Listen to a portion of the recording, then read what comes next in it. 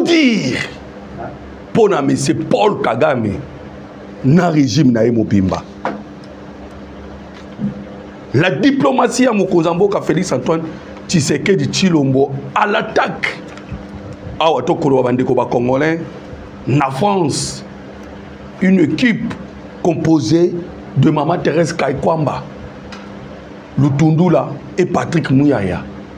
En France, le M23 AFC en difficulté totale. Ça fait 2 mois. Bajana bango to basoda na bango ko zelo côté. Ni nezali kolekana. Mbote bandeko ba congolais de partout. Au vous allez ko anda biso na Congo Flash Télévision, votre chaîne que vous aimez beaucoup. Mbote na bino lisusu bandeko ba congolais. Aimez déjà notre émission et je vous demande de partager. Parce que boyebi awa tokosura masolo mboka Congo et bandeli tisuka. Bana mboka Congo ndingi ezali kolekana. Tokosolo la vraiment situation sécuritaire ya mboka uti wapi eza wapi pe ko kende wapi. Ndingi ezali kolekana en ce moment parce que Donald Trump atindaki son conseiller spécial dans makambo Italie Afrique pe Grand Lac particulièrement. Bana mboka Congo bomona kiye azalaki na Congo RDC akendaki Lualaba ake Rwanda ake Kenya aye okende Uganda. Mais message nini ayaki nango pe akene nango ba place nyonso oyo azali kotambola. Bandeko bana mboka Congo potozonga mwa muke toya koyeba vraiment au juste mission na ezanine pe na kotali so le coup dire oyo régime ya Paul Kagame et uti kozwa na moment otokoloba. Monsieur Massad Boulos ba nommé mokolo ya le 1er avril et pas Donald Trump. Les 3 mamo batindie na Congo parce que Donald Trump a boya ki infiltration quota. Batuna ki Donald Trump mais yo lobi oye po na paix. Situation ya Congo lobinine parce que toyoki au côté sa dialogue entre Poutine na Zelensky mais pour na Congo lobinine habiter makambo Congo est sérieux. C'est grave ce qui se passe là-bas. Moi na loba na binongo na presse ezate. Nde mona ki déjà comme il y a des mafieux au bazali ko travailler. Lorsque boyokaki Ronnie Jackson, c'est ça qui a ba mafia au bayaki et longo pour contourner la bataille autour nango bandeko bana mboka Congo ezali la bataille ya nini koluka tozwa souveraineté ya mboka Congo pona nini na koloba bongo parce que c'est ce que la toko solana nous koyeboye ya Massad Boulos le président Tshisekedi batuna qui est la question par rapport au contrat que vous allez signer entre la RDC et les États-Unis d'Amérique. Alors, Tobanda qui en a déjà. Mais comme Trump a l'ongwa qui n'a pouvoir, partenariat gagnant. Bandeko, tu es partout, partenariat gagnant, wana, Esaïe locaux là. Partenariat américain, na Arabie Saoudite, autobengaka pétrodollar. Mais abisso c'est $1 million. Hey, voilà maintenant Makambose Solamaki. Mais Ronnie Jackson et le monde Bakatumbi, Bakagame, Bakabila, Basango et SSS qui va briller carte. Mais nous avons compris que Donald Trump reste fixé à l'ingui mafiaté, à l'inginde minéré et sombama comme il le faut. Atini Massad Boulos, Bandeko Banamboka Congo. Je voudrais vous rappeler que Paul Kagame a ça qui rapport de force. Il y a Kozwa Goma na Bukavu. Pourquoi Azwa Goma na Bukavu? Parce que Aïba qui Keboyeri a tant peu compliqué Makambo. Asandeti, Otobenga, les rapports de force. Mais Simba quitté. Parce que Aïba qui est tant peu Kobeba. Pourquoi bandeko bana mboka Congo? Parce que na koluka kosa forcing na ye. Trump avait compris cela. Nde aye ko tia auto bengi nini. Aye ko sanctionner Rwanda, mais a même mbamo na Conseil de sécurité sous son influence de kozwa la résolution 2773. Bandeko bana mboka Congo, vous comprenez que tout jusqu'aux résolution 2773 ne yango Masad Boulos aye nango auto uti ko yebisa bino l'envoyé à mokonzi Trump awa na Congo pe na Grand Lac atambo na 2773 yango nde soubassement oyo ba américain ba kotambola na yango pour que et permettre bango ba ya sikoyo kozwa minéré bandeko bana mboka Congo le 2773 auto yembela kabino nzebu chaque jour et lobinine et lobby que ba Rwandais ba tika sol congolais les M23 ba se retirer na bazona so bazali ko occuper mais na ko souligner le mot très important dans la résolution 2773 o ezalaka signé sous l'influence des États-Unis d'Amérique et là on a ko souligner les causes profondes. Il y a conflit à SRDC parce que tout comme on a qui va tout bas interpréter na sens ébélé. Mais le Conseil de sécurité le biboy les causes profondes, il y a guerre, il y a kokoufa ya bande congolais, il y a pas millions de morts, c'est les minéraux. Voilà pourquoi maintenant les Américains ont qui influence pour que Conseil de sécurité 1977 et balobi boye. Donc comme les causes pour ces minéraux, il faut tout ça nini, il faut totalement l'exploitation illégitime. Donc il faut exploitation et ça la bien. Et balobi il faut traçabilité. Bandeko, ce qui n'a lobby en pas battu parce que c'est ce que Masad Boulos ayaki. Mais l'anda émission bandeko parce que na koye bisayo Paul Kagame on a banda qui ne bandeli coup dire au azui pour na ko bana moment oyo à tenir auto kobenga commémoration il y a 31e anniversaire il y a génocide na bango mais okoyoka makambu ya lobby on passe comprendre que c'est fini pour Paul Kagame. Mande obana mboka Congo nde Masad Boulos aye akomi asololi mais neni intéressé biso koleka présence na ye na Congo il a dit que tobo ya kokota na ba détail mais alobi ayeka na deux éléments deux biloko ay nango ya liboso ayende pona kosolola makambo etali économie ya mibale aye pona kosolola makambo etali la sécurité. Et vous comprenez que quand on parle maintenant de l'économie et de la sécurité, l'économie c'est le partenariat auto-signé, gagnant-gagnant. Et maintenant, bana Boka Congo, la sécurité est à Congo. Parce que pour que bazoba minerai, il faut qu'il y ait la sécurité dans l'Est. Bandeko, Masad Boulos a quitté Congo à Kelwa là-bas, aye koko mana Rwanda. A Sololina Paul Kagame accueilli. Voilà ce que nous avons constaté. Vidéo T, photo T, communication T. Donc, les Rwandais baboyi kosala et loko sur Masad Boulos. Voilà maintenant on se pose la question. Est-ce que Masad Boulos a yeli bango une bonne nouvelle ou une mauvaise nouvelle? Ça c'est une question qu'on se pose et nous avons compris que nouvelle au Bayeli Bango est la bonne nouvelle. Parce que ceux qui bonne nouvelle, monsieur Paul Kagame n'allait pas refuser pour que baso photo, peine vidéo ou communication.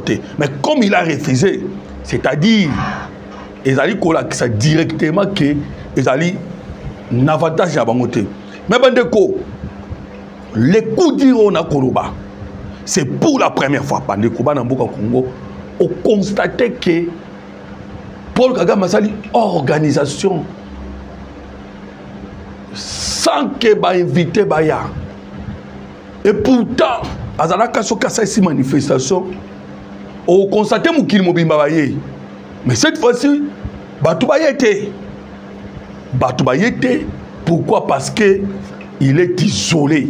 Mais dans le Congo, avant que na Ouganda, na Kepe na Kenya, on reste avec Paul Kagame pour que je puisse vous expliquer Nini le Kanaki avec M. Kagame, na président Tshisekedi na Qatar. L'ambassadeur il y a France, il y a Rwanda na France, abimisi ba vérité. Bandeko bana mboka Congo, qu'est-ce qu'il a dit?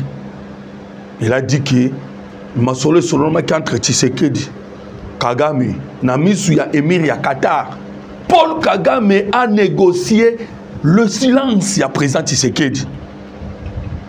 Il a négocié le silence. Paul Kagame a dit si le président Tshisekedi a lobby na ye, si tu acceptes de ne plus parler du Rwanda et de moi, c'est-à-dire lui Kagame, si tu acceptes, je vais retirer mes hommes.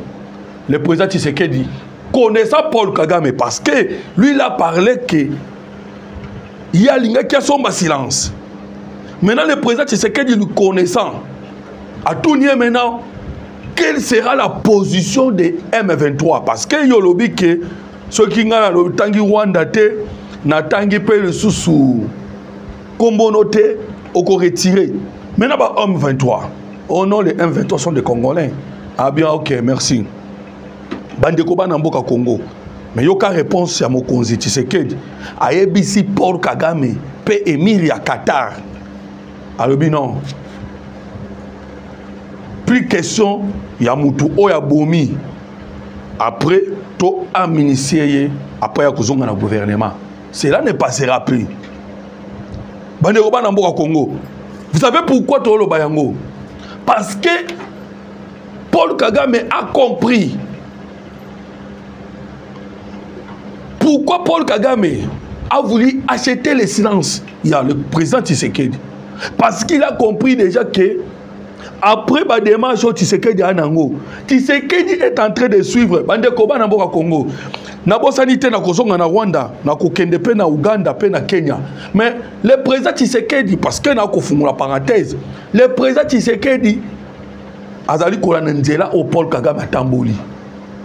Parce que Paul Kagame ba américain ba tangisa ye otobengi la guerre psychologique. Et ye petit Tshisekedi atangaki otobengi le marketing de communication. Voilà bandeko, nyonso ezali ko jouer na esprit. Et le président Kagame savait, il sait que le président Tshisekedi, quand il négocie, quand le Kagame négocie le silence et pas le président Tshisekedi, c'est parce que le président Tshisekedi, après guerre Oyo, a relancé guerre Moussousou. Et je vous informe que le président Tshisekedi, la semaine passée, dans mon collège, j'ai dit, a lancé qui guerre Moussousou, guerre en Okombonini, Tozwa, na niveau ya communauté internationale, la reconnaissance il y a génocide congolais toko solong bandeko bana mboka Congo. Maintenant tozongi na nous na niveau ya Rwanda. Place nini le silence ya Paul Kagame. Mais je voulais simplement vous informer que tant Masad Boulos accueilli na Kenya. Le président ya Kenya lobi boye. Nous allons conserver les relations que nous avons, nous, Bango, Kenya, que nous avons avec les États-Unis d'Amérique, nous allons conserver. Bandeko, lorsque les Kenyans l'ont bien conservé, c'est parce que le fournisseur Yababotine, Oyoba M23 Balataka, c'est le Kenya. Masad Boulos a mené le document Mukanda. Oyo, Donald Trump a commis pour nous que il faut pas respecter la résolution 2773 et à mettre en garde pour leur dire que Namikole Kouya ne mettez plus les pieds là-bas. Nous avons signé avec la RDC les partenariats stratégiques gagnant-gagnant. Ce qui est touché l'État de Bino. Et Kenyan a bangi le quoi mutual bosso mokonzi. Non. Tokoto ça. Toko bate là. Ça c'est les propos et bimaki et pas ya président William Ruto. Le Londres c'est quoi qui est pas Museveni. parce que bandeko bana mboka Congo ta eza muke pour que na yebisa bino ke na tango à Zaïre en 1993 lorsque Mobutu était au pouvoir, ce sont les Américains et longo na ba ndeko na bango soto sangisi bango anglo-saxon bango mutu bayaki bachaki ba base kana 3 pays Kenya, Uganda, Rwanda. Basaleli port ya Mombasa. Bakesa la kuna Entebbe, aéroport Entebbe, l'ancienne capitale ya Uganda. Pe Kigali. Après qu'on sangisa ba militaire wana ba kota ki mamoko na Goma. Avec Clinton. Trump pa yeka quand même nzela mena pona ko silisa guerre. Ndé na uti ko yebiso que le président Tshisekedi a kolanda kaka nzela ya Paul Kagame pona yepe a obtenir génocide congolais autobengi na komboa génocide. Voilà pourquoi Paul Kagame ndé na uti ko yebiso ko banga a comité na point à somba silence. Il y a président Tshisekedi. Même au Zabi non. Voilà on a yebiso ki bino les bandes l'émission que le président Tshisekedi a changé bataille. Bataille ce que commis bataille ya nini il y a to obtenir le statut à victime génocide congolaise. Voilà pourquoi bomoni na moment to koloba lutundula azongi pe na bitumba. Lutundula azongi na bitumba. Patrick Mouyaya, Mama Thérèse Kaikwama ba ke attaque na France. Bande ko bana mboka Congo na moment oyo la France a zongi tellement s'imagiste qu'au point où je vous informe que la France a abandonné Paul Kagame. Mais je vous l'ai dit que la bataille est à ma case. Nous devons aussi obtenir le statut wana autour de victime. Pourquoi Bandeko Bana Mboka Congo? Parce que tant que tu as état indépendant du Congo, ni Nebimaki, Kaouchou, on a tué. Kuivoye Kobima, on a tué. Et les chiffres sont là. 1 million de morts, déjà en ces temps-là. Congo, 6 millions. Mais déjà 1 million de qui pour bénéficier. Voilà maintenant, nous avons réussi par la grâce de Dieu, Tokoloba. Un président, le président Tshisekedi, avec volonté, tous aussi constatés victime génocide congolais, on a comme intouchable. Ndenge moko na Israël, ndenge moko na Arménie, ndenge moko na Rwanda, ndenge Rwanda ebiso RDC. Mais Rwanda a ko perdre. Pourquoi? A ko koma lokola Allemagne. Parce que les crimes commis au Congo, c'est par les Rwandais. Voilà pourquoi to kolobake le Rwanda a ko perdre statut wana. Bande ko bana mboka Congo. Vous comprenez que makambo dali ko marcher na baki na bino le bande remission que je vais vous parler makambo situation ya mboka en ce moment. Voilà Nathalie Siondenge Masad Boulos a outiko sisa musa na epa zongi États-Unis d'Amérique. Ba tie bango en garde oya koyoka ayoki. Oya koyoka te ayoki te. Maintenant okotuna nga mende komoloto yebisa biso sikoyo sur le terrain kuna ndenge nini. Toyoki de la diplomatie to gagner. Maintenant sur le terrain bandeko. Je vous l'ai dit que l'armée congolaise a changé de système. Système où il y a Kala. Il y a Tozo Beta Massis. Tozo Beta Rouchou est changé. Verrou aérienne. 5 avions tombés, brûlés, bombardés par les FARDC. Avec quel matériel? Secret. Awande zabouye okoluko yeba FARDC a tien nini mikolo yo système ni nazo salela même Chine a yebité ce qui est outil États-Unis ce qui est outil Belgique parce que les Rwandais ba komi ko accuser abo Belgique azo simanabi non état mais l'information importante est anine. Et ça que Congolais, Oyo Kolanda Biso, na Congo Flash, Yoyeba si elle y a Congo est comme verrouillé. Et bande Konabino ba FARDC, Oya force aérienne, ba quoi ici 5 aéronefs, 5 avions tombés avec ma mindele, avec ma matériel, avec le renonçon. Où on est allé FARDC? biso pe to beta so masolo te o ezaki type boye o ezaki missile boye o ezaki boye. L'information est scellée. Bandeko, na kozo sabino souci ma pour que na yebisa bino ke ce qui s'était passé. Kaka ba américain, il y a Otto Benga Clinton lorsque ba ki kocha au support op une opération, o ba benga ki opération humanitaire, mais qui opération militaire. Et les Kanaki à la grande discrétion. Njoka ba ki pour passer l'invasion balongo la maréchal Mobutu 94, 95. Balongo maréchal Mobutu. Et je vous l'ai dit, n'était Paul Kagame Mataki. Yangoka ndenga kokita. Hey, vous êtes en train de voir que Donald Trump a-t-il envoyé spécial. Mais comme je suis en train de vous le dire maintenant, Paul Kagame a matin était un américain. Ces mêmes américains, ceux qui ont dit que ça l'opération secrète, parce que Bango Bazalina Otobengaka, le service des renseignements, aux ali Kolo, le service il y a renseignement. Et là où les Américains sont, Israël pas Kolanda. Bandeko, c'est fini pour Paul Kagame.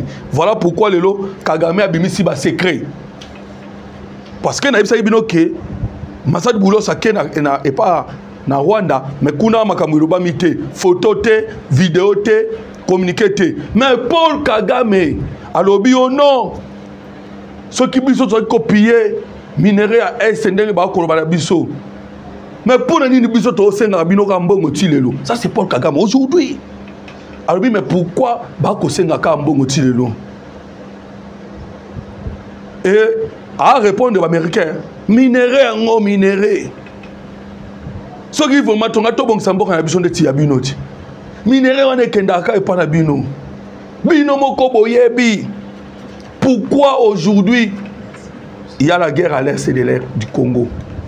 Et bandeko, avec ce que Paul Kagame a dit aujourd'hui, vous allez comprendre mbaramoko que biloko Paul Kagame a koloba. Ils allaient directement Kotali Sabiso pour que, parce qu'à l'Obango déjà, nous comprenons déjà que à ça l'Obango déjà que minérer les canards cacao, ça c'est Paul Kagame, alors l'Obango, minérer les canards cacao, et qu'il y a Israël, et qu'il y a États-Unis, et les cacao, bande Kobanamboka Congo. Vous comprenez que à comment il y a un point à Kolobaki, Bango, Bazora Kaka, 1%. Et 99% nyoso ba yebi pasi et qui n'a raté mais to yebi ke et qui n'a pas ba occidentaux. Voilà bande ko ba congolais ndenge na utai ko yebi sabino ke Paul Kagame est en difficulté. Difficulté à saganate. Maintenant les M23 ndenge na uti ko bande ko ba congolais. Le M23 en perte de vitesse ba ke cause kanga institution ya batu. Na Congo Kadeko bandeko na bagi na koyebisa bino ke ndenge to salaki verrou aérien moyen loko parce que a to koloba ba auto ko benga Museveni na mwana na ye en colère troublé ba yebelo ko ba usate mwana Museveni a utiko kima mbangu awa akembangu na Afrique du Sud. Oh non mais bino c'est-à-dire dans le cas de cas soupçonnés, oh non to comme on dirait bino vous en collaboration avec les Congo parce que notre moni bavion na biso koi c'est-à-dire il y a un soutien na part na bino Afrique du Sud. Cyril Ramaphosa bino non nous ne savons rien na makambo koroba. Maintenant bandeko parce que moi na Museveni na date ya le 21 tokobo sanate lorsque monaki masolo na uti kobetela yo ya Tshisekedi na Paul Kagame o esimba kite na mukwa le 18 mars. Moi, na Museveni, le 21. Oh, tokende. Ce qui bande qu'on a biso.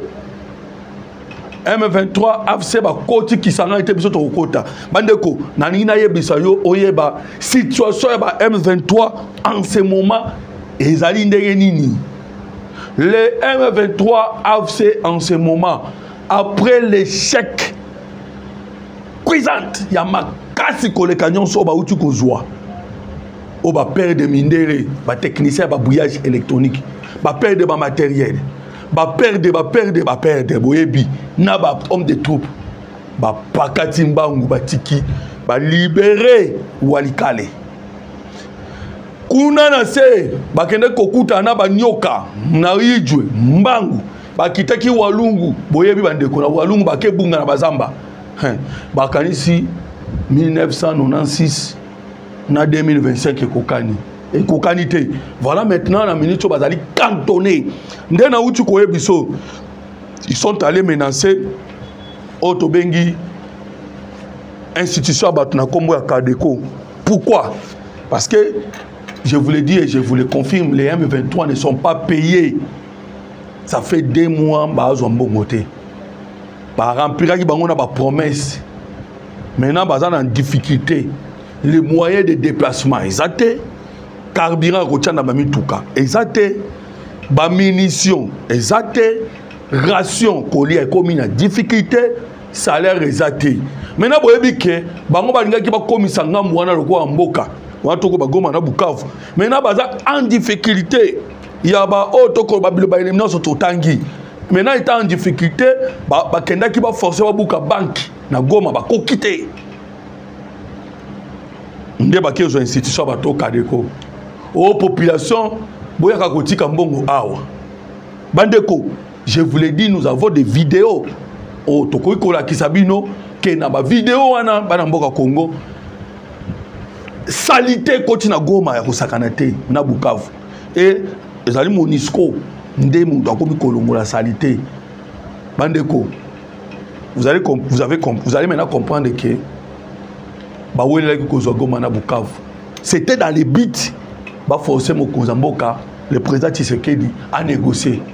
Mais comme le président a refusé, maintenant ba komi en difficulté. Dialogue pesate. On a dit que beaucoup de gens mais bakenda ki Qatar. Oui. Qatar réseau ça musa nango. Et ya ça de que ça musa nango, ba c'est syncopé, ba ko ça musa na bango. Le président Tshisekedi ndimi biloko wana nyonso. Même to koloba biloko ya consultation ya Eberand. Et ça la musa la nango. Mais le président Tshisekedi na odoyi bisa kibino bandeko bana mboka Congo. Qui azali ko kena même système. Il y a talk and fight. Ni solo toko solo là. Mais koto to bunda, to solo là, to bunda. Mais biso sikoyo la guerre oh toi nango 5 guerres. 6e guerre de la guerre de la prière. Mais toi on a 5 guerres économiques, diplomatiques, militaires, médiatiques. Je pense pas que na bossa ni moko. Voilà la guerre toi nango bandeko bana mboka Congo. Toko bunda, tongo midi pourquoi? Voilà pourquoi on peut constater que tozo lembate, tozo kende, ti toko même Paul Kagame na suka. Voilà toko senga na bino bandeko bana mboka Congo bozali ko na biso partout mukili mobimba. Na bisa bino na katia émission ke bitumba ya mokonza mboka siko ezali ya tozwa.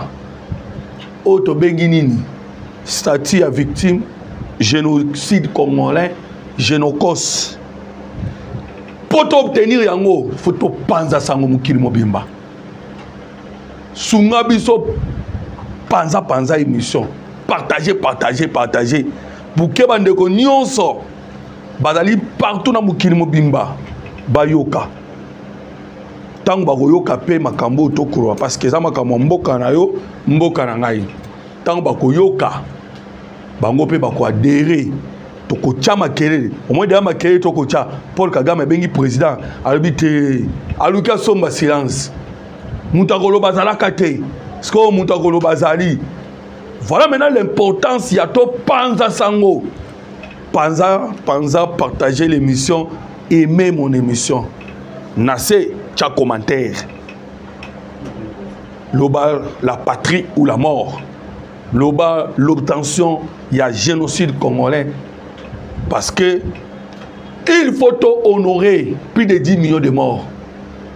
Ba maman na biso ba violé, bande ko na biso ba kufi, bana baza ba oféré. Tous na obligation ya ko honorer bango yango na partager émission. Voilà wana zakinde ko na bino boyebi na kombo ya moloto. Mon numéro de téléphone c'est plus 243 89 40 330 80. Plus 243 89 40 330 80. Merci beaucoup. À la prochaine.